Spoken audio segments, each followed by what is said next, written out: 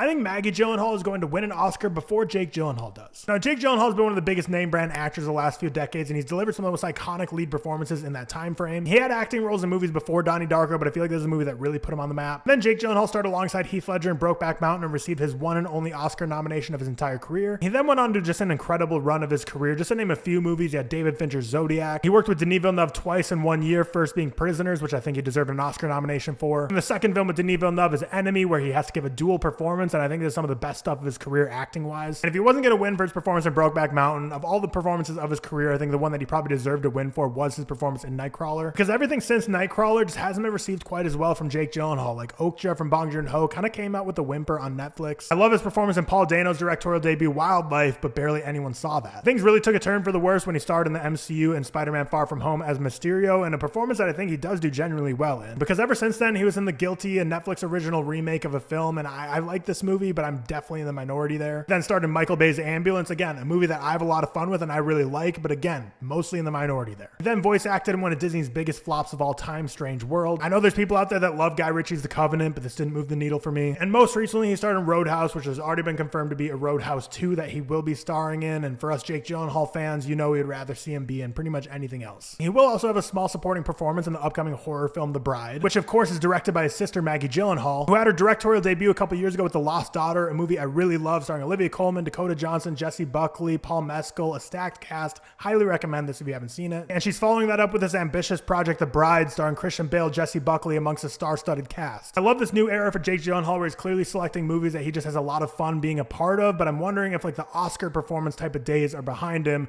Meanwhile, Maggie Gyllenhaal, writing films, directing films, I think she has what it takes to take home an Oscar.